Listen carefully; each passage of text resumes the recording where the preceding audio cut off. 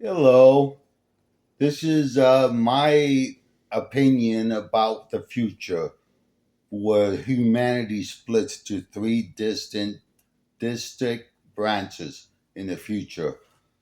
The first branch would be the enhanced people who embrace advanced genetic engineering, cybernetic implants, newer interfaces, and other upgrades to boost intelligence, strength, longevity, abilities, and they be like superhuman ultimate for a high-tech world. The second branch would be the naturals, those who deliberately choose to remain unenhanced, value pure body biology for specific and religious and cultural reasons. They might form communities that reject modification. And the third branch is the rest, the majority who can't afford or access enhancements, potentially leading to greater inequality, diminishing opportunities, or even an underclass in this divided world. Well, basically, the rich get richer and the poor get poorer.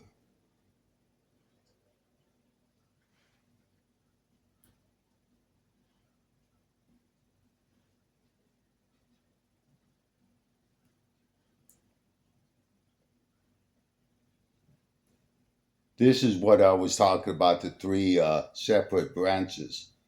One would be the sky people. They'd be living in the sky, anti gravity. Then there's the sea people, the ones who want to sea to survive. Then the land people. Those are the people who stayed on the land and went through the cleaning, God's cleaning. So they call them the land people because our descendants stick in the earth's surface. They remain generally adapted to forests, plains, cities, or farms. They are the naturalists resisting change, or the majority dealing with overpopulation, climate shifts on solid ground. Physical similarity today, perhaps with tweaks for pollution or UV resistance. The sea people are fully or semi aquatic humans, engineered or involved for ocean life, inspired by raising levels, underwater habitats, or colonization of flooded waters. Adaptations could include gears or enhanced lung capability for prolonged dives, webbed feet and hands, streamlined bodies, fat layer for buoyancy and insulation, larger spleen, an extreme spec bar. They might live in floating cities, subsea domes, or even free swim like merfolk. This branch often symbolizes refuge from land based crises.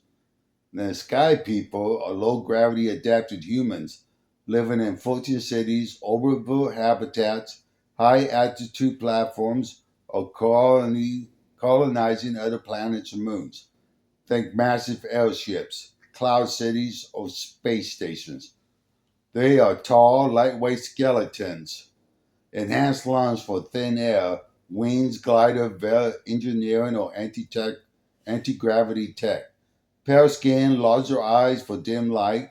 They may be nomadic sky nomads or elite in stratosphere articles.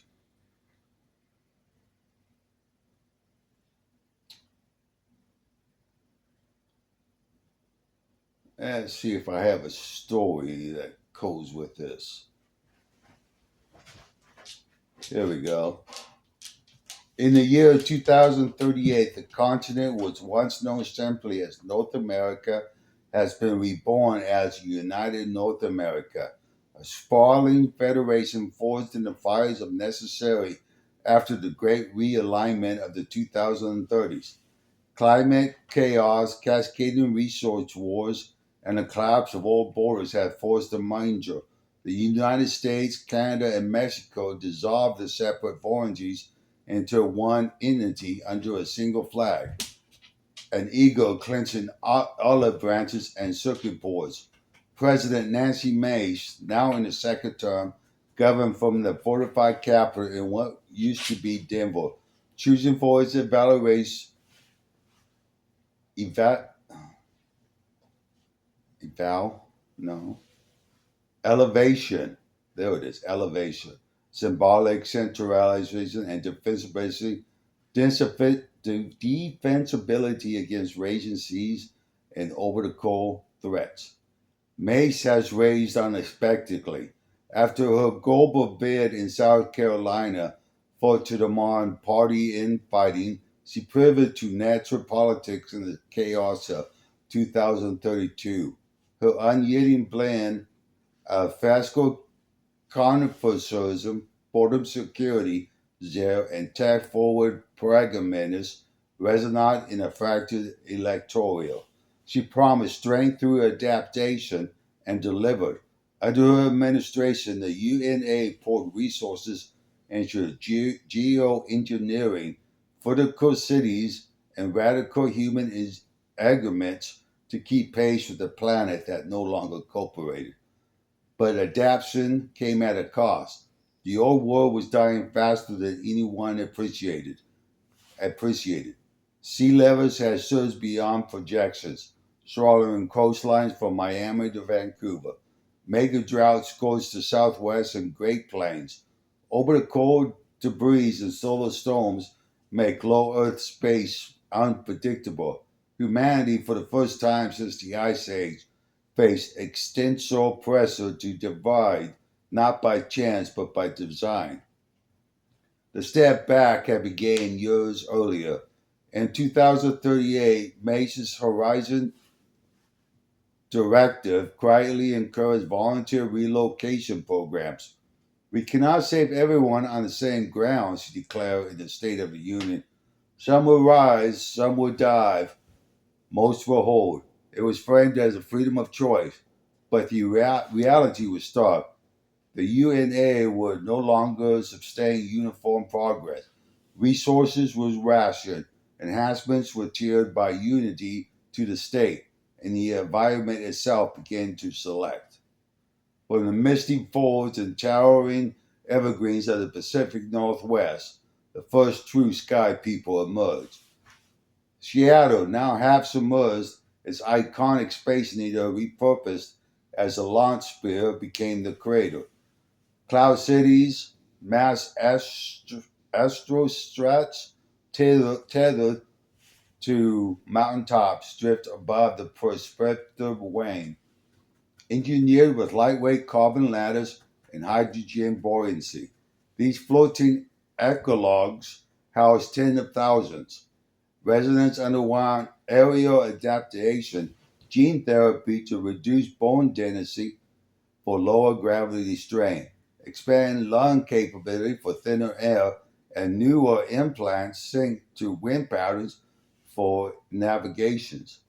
Children born in the clouds grew taller, paler, with oblong limbs suited to gliding between platforms on powered ecosuits. They call themselves the Earthorians, though outsiders still call them sky people. Their economy thrived in solar harvesting, atmosphere mining, and data relay from the ground below. They looked down literally and saw the old world as a relic. Meanwhile, in the swollen oceans that now claim much of the former Gulf Coast, California bays, and the flooded Caribbean, the sea people took root. Bioengineered for aquatic life, they drew inspiration from the ancient Bajaj divers and cutting-edge CRISPR cascades. Their agreements with synthetic membranes allowed hours underwater, webbed digits, and subdermal subdermal, subdermal fat layers insulated against cold currents. Bioluminescent marking aided communication in the deep. Floating mega rafts, and subsurface habitats dotted the Pacific and Atlantic. They farm kelp harvesters. They farm cat forests, harvest methane cathrates, and traded rare earth nodes from the seabed. The marinas, as they preferred, viewed land as a graveyard and sky as a fragile dream. Their society was matriarchal, matriarchal, flooded, fluid, communion, waves of people migrating with currents, unbound by boundaries. On the remaining dry lands, vast interiors from the Rockies to the Canadian Shield, the Mexican Highlands, the shrinking Midwest, the land people endured. They were the holdouts, the baseline humans who reject modified radical mods for philosophical, religious, or practical reasons. Many cling to traditional architects, fortified towns, and low-tech resistance.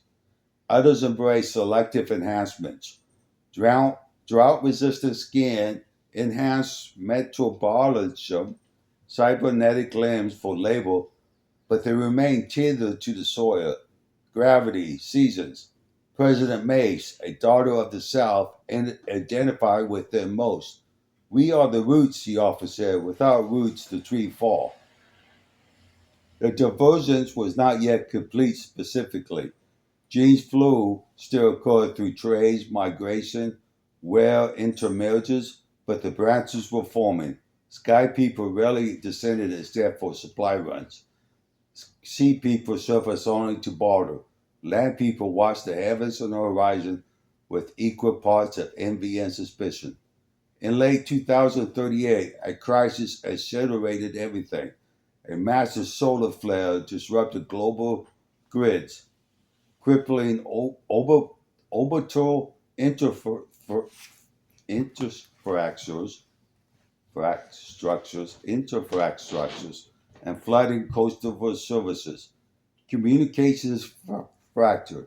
Mace, from her command bunker, broadcast a final unifying address. We took a step back to survive.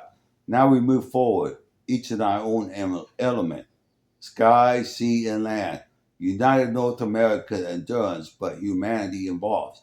Choose your branch. The future belongs to those who adapt.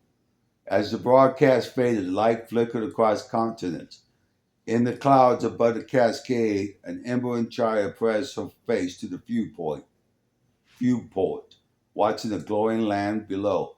Far out in the Pacific, a marinera pod rose to the surface, scanning for signals. On the high plains of Colorado, a land settler looked up at the drifting cities and whispered a prayer. The three branches had begun to walk apart. Well, after the chaos, there would be harmony, just that we'd be taking different paths. It all depends on your choice.